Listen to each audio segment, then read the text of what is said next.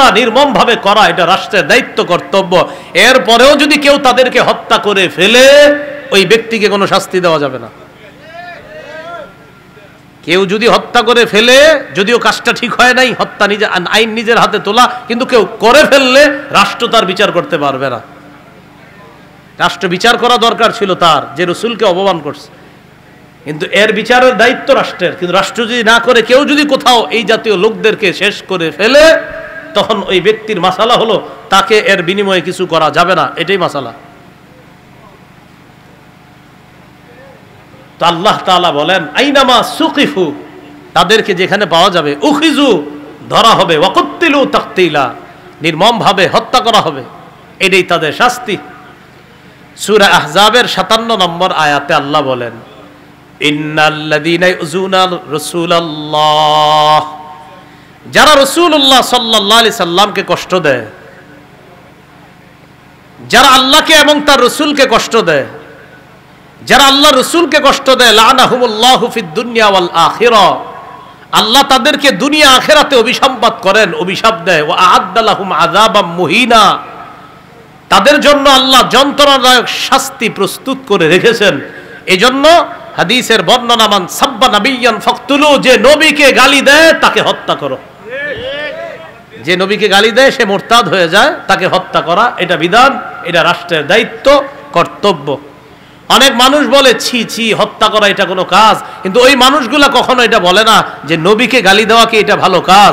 এই মানুষগুলা মুসলমান নাম হলেও ছলে বলে কৌশলে এরাই দেশের সবচেয়ে বড় শত্রু, এরা সবচেয়ে বেশি শত্রু।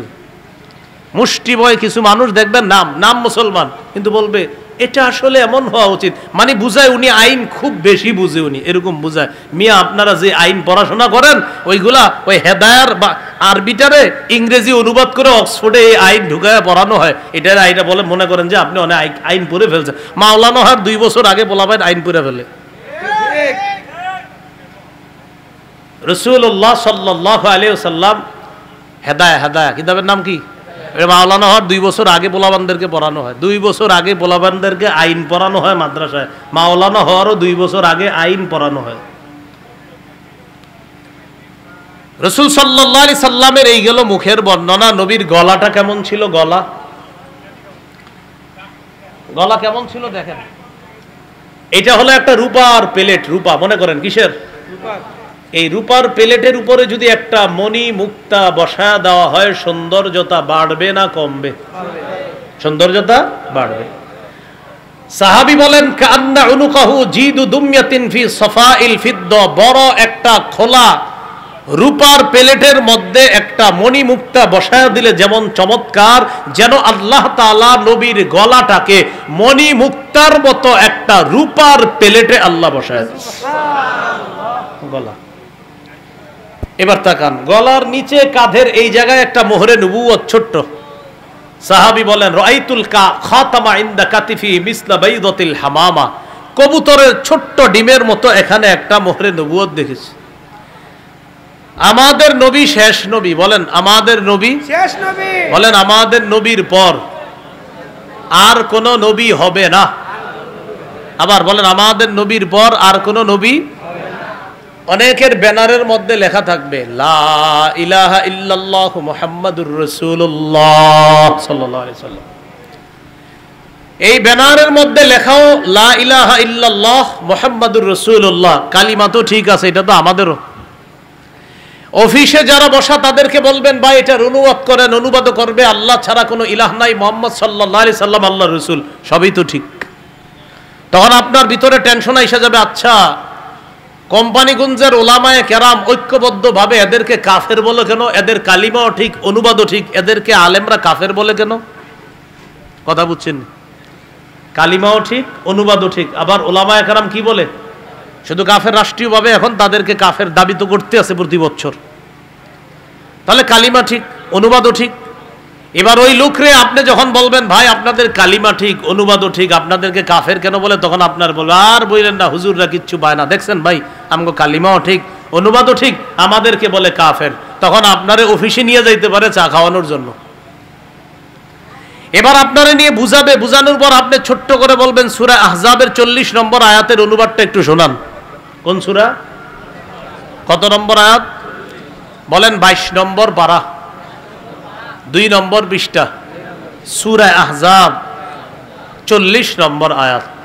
এই আয়াতের অনুবাদ শোনাইতে বলবেন। আয়াতটা হলো, মা কানা মুহাম্মাদুন আবা আহাদিম মির রিজালিকুম ওয়ালাকির রাসূলুল্লাহি ওয়া খাতামান নবিয়্যিন। মুহাম্মদ সাল্লাল্লাহু আলাইহি ওয়াসাল্লাম তোমাদের কোন সাবালক পুরুষের পিতা নন। ওয়ালাকির রাসূলুল্লাহ, কিন্তু তিনি আল্লাহর রাসূল, ওয়া খাতামান নবিয়্যিন, তিনি শেষ নবী। তিনি কি নবী? এবার ওই ব্যক্তিকে বলবেন অনুবাদ করার জন্য, তিনি অনুবাদ করবে, মুহাম্মদ তোমাদের কোন সাবালক পুরুষের পিতা নন। ওয়ালাকির রাসূলুল্লাহ, তবে তিনি আল্লাহর রাসূল। এতটুকু অনুবাদ ঠিক আছে। এবার বলবেন ওয়া খাতামান নবিয়্যিনের অনুবাদটা শোনান। তখন আপনাকে বলবে একটু ব্যাখ্যা। ওয়া খাতামান নবিয়্যিনের অনুবাদ হলো শেষ নবী। আপনি বলবেন এটার অনুবাদ শোনান, তখন বলবে একটু ব্যাখ্যা। সাথে সাথে বলবেন ইমাম গাজালি বলেছে। বলেন ইমাম গাজালি বলেছেন খাতামান নবিয়্যিন অর্থ শেষ নবী। নবীর পরে নবী নাই, ব্যাখ্যার সুযোগ নাই। যেহেতু আপনি ব্যাখ্যা করতে চান, বলেন আপনি কাফের, আপনি অনুসারী কাফের। যারা আপনাদেরকে সমর্থন করবে তারা কাফের, ছলে বলে কৌশলে যেভাবে সমর্থন করে আপনারা কাফের। আমাদের নবীর পরে আর কোনো নবী নাই।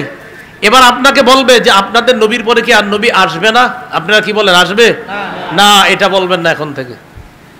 আপনারে বলবে আপনাদের নবীর পরে কি আর কোনো নবী আসবে না? আপনি বলবেন হবে না। তাহলে আমি প্রশ্ন করি, বলেন নবী আসবে না? বলেন হবে না। আমাদের নবীর পরে আর নবী আসবে না? আবার বলেন আমাদের নবীর পরে নবী আসবে না? হবে না। ও বারবার বলবে আসবে না, আপনি বলবেন হবে না।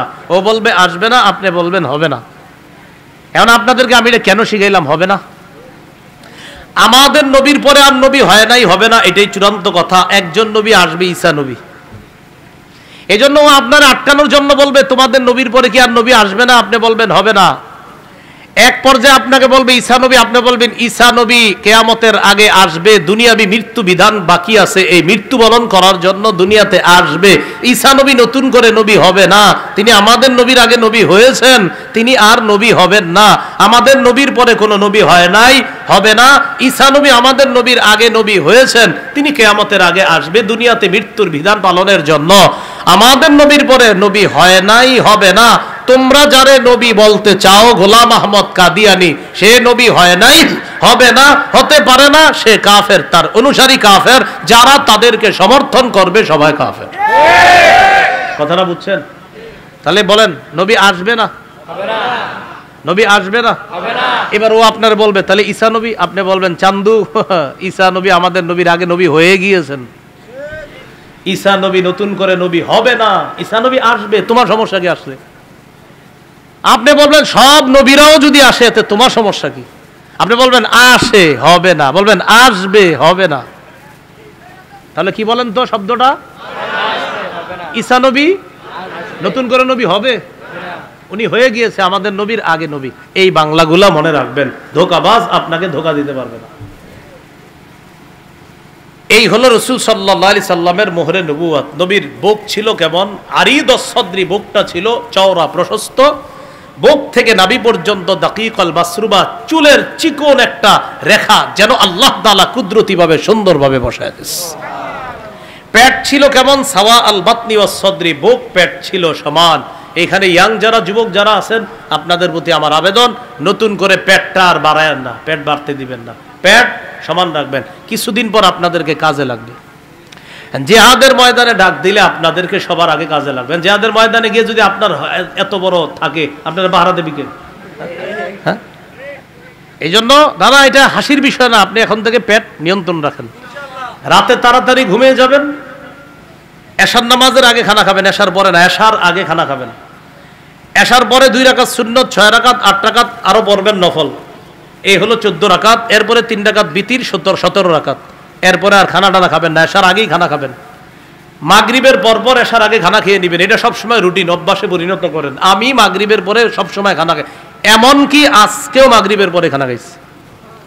আমি কোনো মাহফিলে খানা খাই না, এটা হয়তো অনেকে জানেন। আমি খাবার বাসা থেকে নিয়ে আসি, খাবার গাড়িতে বসে খাই। আজকেও নিয়ম, সেই নিয়ম অনুযায়ী আপনার সারা জীবন আমার খানা মাগরিবের পরে, এশার আগে খেয়ে নেবেন, এশার পরে নামাজ পড়বেন, আর খাবেন না। এইভাবে আপনি প্রতিদিন রাতে আর মোবাইলটা চালায়েন না, ঘুমায় যান। পেট বলবে হ্যাঁ আমি বিদায় নেই, তোমার কাছে আমি থাকা সম্ভব না। আর তুমি যেইভাবে এশার আগে খাও, আবার এশার পরে এতগুলা নামাজ পড়ো, তো আমি কিভাবে থাকবো বলো?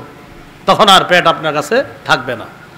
রাতে ঘুমিয়ে যান, রাতে ঘুম ভালো হলে বার্ন হবে, বার্ন। যদি চর্বি টর্বি কিছু জমা থাকে এগুলা বার্ন হবে, কেটে যাবে। সকাল ফজরের আগে উঠবেন, উইঠা ফজর পড়বেন, ফজরের পর 10 মিনিট দ্রুত গুলির মতো দৌড়াইবেন অথবা আধা ঘন্টা হাঁটেন। এইভাবে আপনি আপনার জীবনটা সাজানোর চেষ্টা করেন। পেট বাড়তে দিয়েন না, বিশেষ করে যুবক ভাই যারা আছে। আমাদের বসে থাকতে থাকতে শরীর ভারী হয়, আপনারা শরীর ভারী হতে দিবেন না, যেন জিহাদের ময়দানে 1 নম্বরে আপনাদেরকে পাওয়া যায়। এই কথাটা মনে রাখবেন। এই হলো রাসূল সাল্লাল্লাহু আলাইহি সাল্লামের পেট মোবারক ছিল, বুক আর পেট ছিল সমান, হাত আর পা ছিল মাংসালো, শাসনাল কাফাইনি ওয়াল কদামাইন আলিয়ান, একদম নরম ছিল আল্লাহ রাসূলের হাত, তুলতুলে নরম। আবার তরবারি ধরলে শ্রেষ্ঠ মুজাহিদ ছিলেন আল্লাহ রাসূল। পা ছিল এমন মাশা, তিনি যখন চলতেন কান্নামাইন হাত্তামিন সবাব, যেন তিনি উপর থেকে নিচে নামতেন যখন তিনি রাস্তায় চলতেন। এই হলো আল্লাহ রাসূলের মাথা থেকে পা পর্যন্ত বর্ণনা। কিবারে নবী দুনিয়াতে আসছে? সোমবারে। সহিহ মুসলিমের 1162 নম্বর হাদিস। প্রশ্ন করলেন, হুজুর সোমবারে আপনি রোজা রাখেন, এটা কেন একটু জানতে চাই। নবীজি বললেন, ইয়াউমুন বুলিত্তু ফিহি, সোমবারে আমি জন্ম নিয়েছি তাই সোমবারে আমি রোজা রাখি। বলেন তো সোমবার বছরে একদিন, 12ই রবিউল আউয়াল, বলে না কেন? না, অনেকে চুপচাপ রয়েছে, মানে এক কথা হলো না হুজুর সোমবার বছরে একদিন। কারণ এখন এটা যদি বলে তাহলে তো অনেক খানা বন্ধ হয়ে যাবে। আরে সোমবার কি বছরে একদিন? তাহলে সপ্তাহে। সপ্তাহে প্রতি সোমবারে নবী কি রাখতেন? কেন? ওই দিন কি করছে নবীজি? তো নবী জন্মদিনে কি করতেন? বাৎসরিক না সাপ্তাহিক? তাহলে সাপ্তাহিক নবীর জন্মদিনের আমল কি? খাওয়া না না খাওয়া? না খাওয়ার আমলটার নাম কি? রোজা। তাহলে সাপ্তাহিক নবী জন্মদিনে আমল করতেন, কি করতেন? কিবারে? তাহলে সোমবারে জন্মদিনে নবী রোজা রাখতেন। এই রোজা রাখা হলো সুন্নাহ সোমবারে, আর বাৎসরিক একটা করা হয় সেটা হলো বেদাত। আমি কিন্তু বলি নাই বাৎসরিক কবে। অনেকে মনে মনে নিতেছে, মনে হয় আম করে কয়, তো আপনি বেদাত করলে তো আপনারই কই। আমি একবারও কখনো আমার বয়ানে পাবেন না যে বলি অমুকে বেদাতি। আমি শুধু বলি বেদাত এটাকে বলে। এখন আপনি নিয়ে লাগান সংজ্ঞা, যদি আপনার গায়ে পড়ে তো আপনি বেদাতি, সোজা হিসাব। বলেন জন্মদিনে রসুলের আমল কি? সাপ্তাহিক না বাৎসরিক? কিবারে? এটা ইসলাম। বলেন এটা কি? হ্যাঁ, একটা মানুষ করে যেটা বাৎসরিক ভাবে করে, এটা কোরআন হাদিসের কোথাও নাই।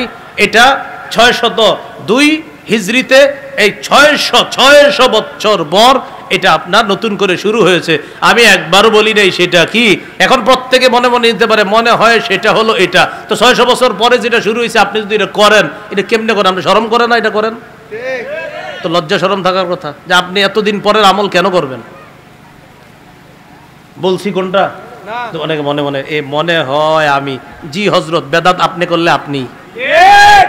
এই কথা ভালোভাবে মনে রাখবেন, আল্লাহ বুঝার তৌফিক দান করে। সাহাবায়ে কেরামের শান নিয়ে ওয়াজ করছি একবার জুমার মসজিদে। ওয়াজ করার পরে বের হইছি, বের হওয়ার পরে একটা হাদিস বলছিলাম ওয়াজে সেদিন, ইযা রাআইতুমুল লাযীনা ইয়াসুব্বুনা আসহাবি ফাকুলু লা'নাতুল্লাহি আলা শাররিকুম, তোমরা যখন দেখবা আমার সাহাবীদেরকে কেউ গালি দেয়, মুখের উপর বলবা তোর উপর আল্লাহর লানত। নবীজি বলছেন আমার সাহাবীদেরকে গালি দিলে বলবা তোর উপর আল্লাহর লানত। তো এই হাদিস বলছি, বলার পরে মসজিদ থেকে বের হওয়ার পর আমি সাধারণত বের হয়েই সোজাসুজি গাড়িতে উঠি। একজন বলতেছে, হুজুর আপনি বয়ানটা কারে বললেন? আমি বললাম কোন বয়ানটা? কই যে বললেন যারা সাহাবীদেরকে গালি দেয়। আমি বললাম তাদেরকেই বলছি যারা গালি দেয়। কয় তারা কারা? আমি কই তারা যারা। কয় যারা কারা? আমি কই কারা যারা। কয় কে গালি দেয়? আমি বললাম যে গালি দেয়। আমি তো বুঝছি উনিও ওই দলের। আমি কই আপনি গালি দেননি সেটা বলেন। কিছুক্ষণ চুপ থেকে কি বলেন সাহাবীদের কি গালি দেওয়া, এটা কোনো কথা? আপনি এত টেনশন কেন? যদি আপনি গালি দিয়ে থাকেন তো মনে করবেন আজকের ওয়াজ পুরাটা আপনারই করছে।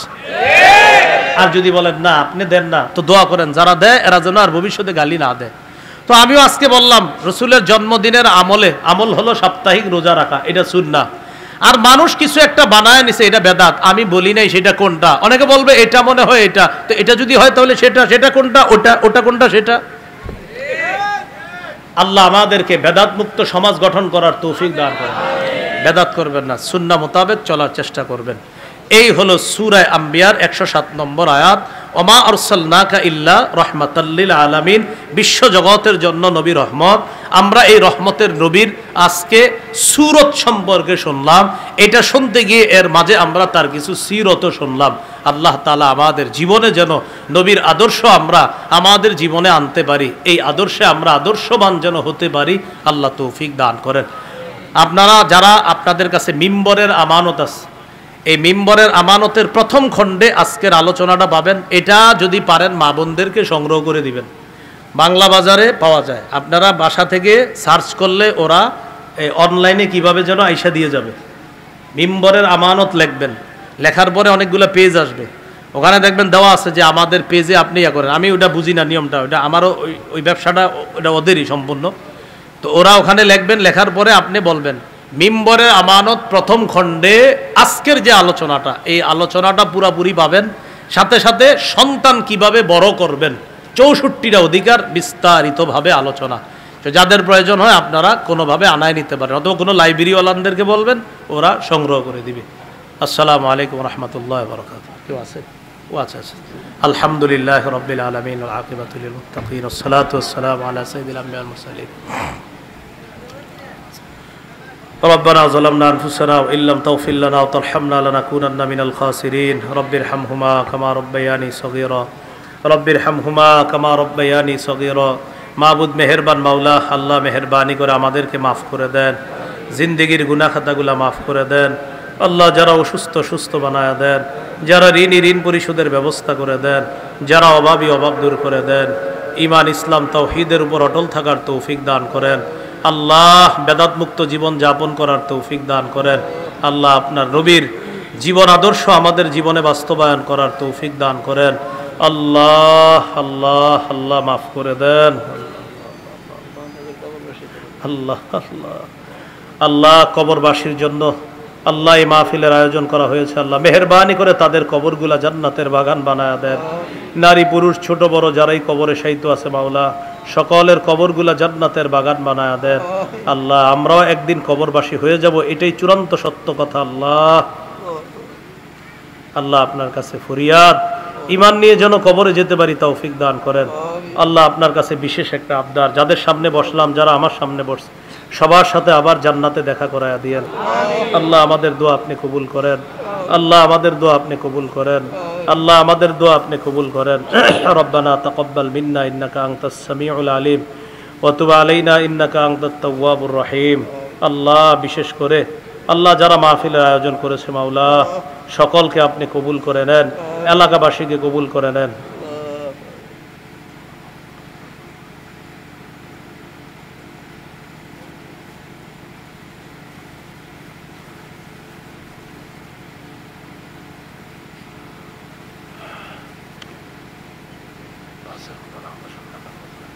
আল্লাহ ঢাকার উদ্দেশ্যে রওনা করব, সহি সালেমে নিরাপদে গন্তব্যে পৌঁছায় দিয়েন।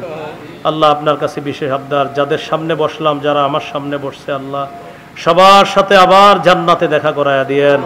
রব্বানা তাকাব্বাল মিন্না ইন্নাকা আনতাস সামিউল আলিম ওয়া তুব আলাইনা ইন্নাকা আনতাত তাওয়াবুর রহিম। সাল্লাল্লাহু তাআলা আলা খায়রি খালকিহি মুহাম্মদ ওয়া আলা আলিহি ওয়া আসহাবিহি আজমাইন। সুবহানা রাব্বিকা রাব্বিল ইজ্জাতি আম্মা ইয়াসিফুন, সালামুন আলাল মুরসালিন, আলহামদুলিল্লাহি রাব্বিল আলামিন। আসসালামু আলাইকুম।